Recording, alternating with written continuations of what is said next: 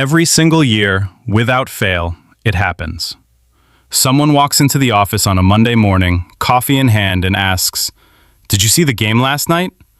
And the room lights up. Jerseys get discussed, bad calls get relitigated. Someone's emotionally destroyed over something that happened to people they have never met and will never meet. And then there's you, nodding politely, holding your coffee, waiting for the conversation to move on to literally anything else.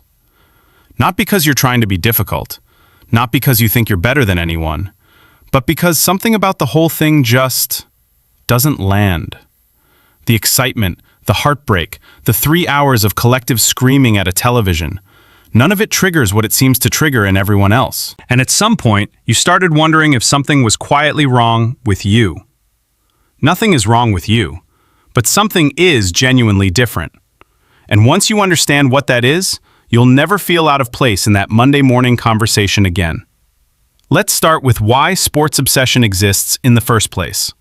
Because you can't understand why it doesn't affect you without first understanding why it affects everyone else so intensely.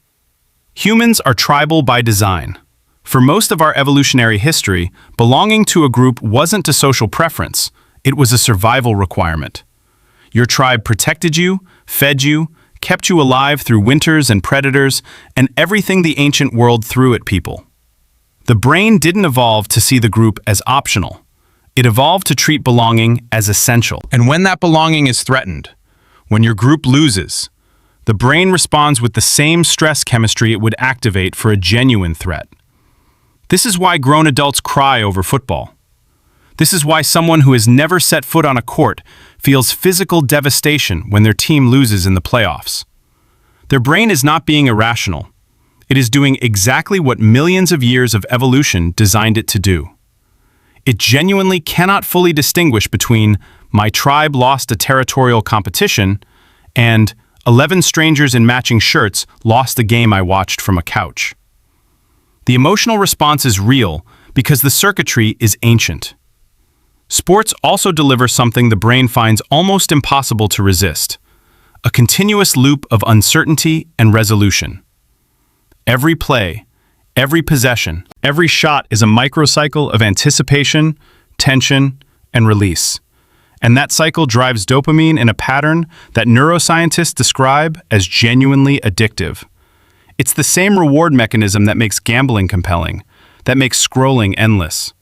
The brain doesn't get tired of it because it never fully knows what comes next. Uncertainty is the engine. Sports are essentially a dopamine delivery system dressed in team colors.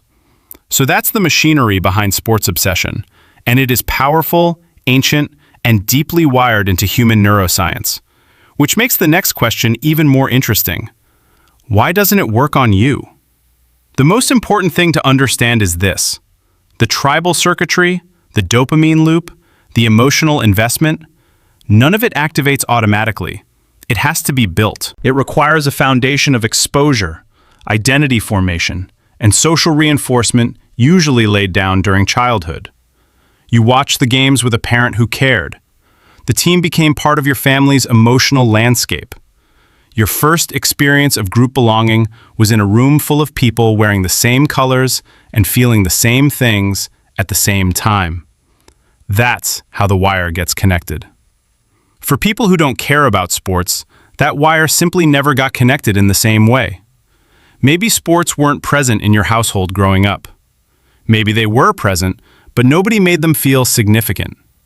Maybe your sense of belonging and identity got formed around something else entirely: music, books, creative work, a particular community, and that became your tribe instead.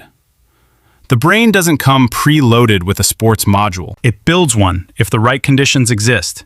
If they don't, it builds something else. This is backed by actual research. Studies on sports fandom consistently show that the single strongest predictor of adult sports interest is childhood exposure and parental modeling.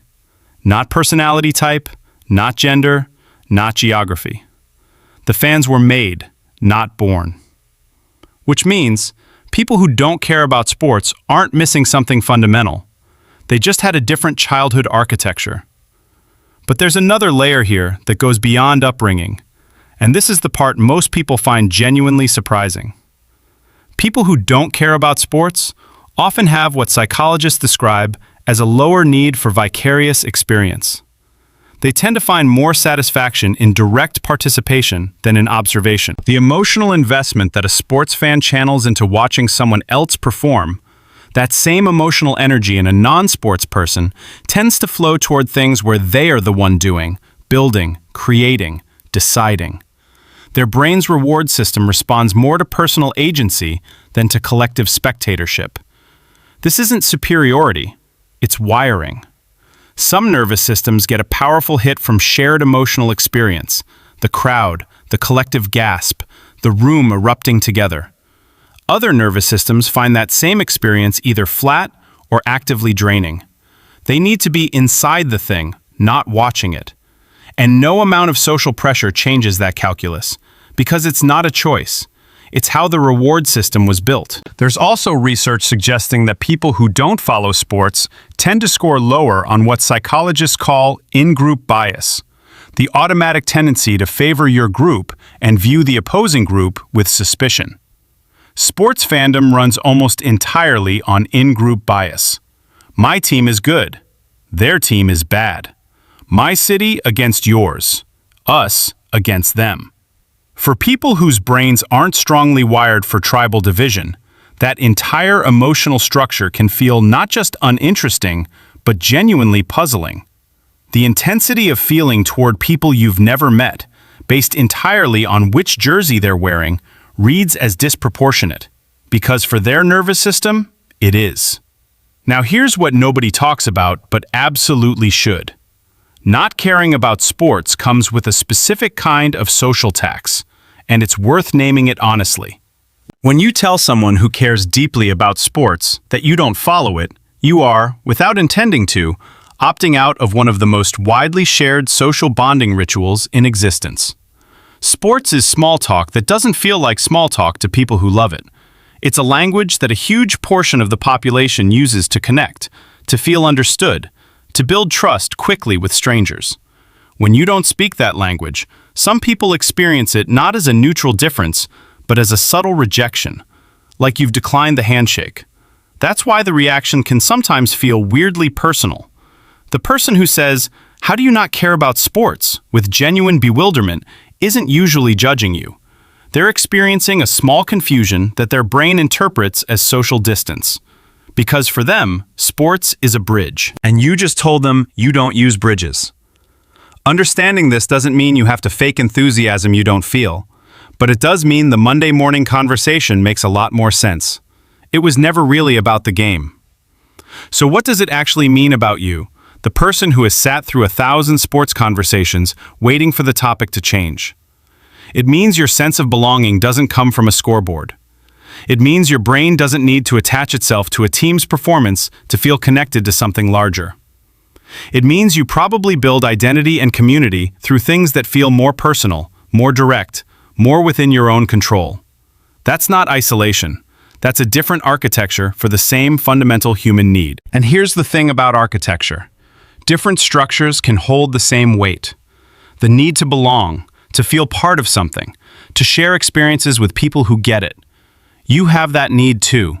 You've just built a different structure to meet it. One that probably looks less like a stadium and more like a dinner table, a creative project, a conversation that goes somewhere real. You were never broken. You were never boring. You were never the problem in that Monday morning conversation. You just speak a different language.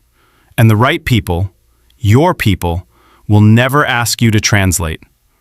If this finally put words to something you felt for years, subscribe. More of these coming.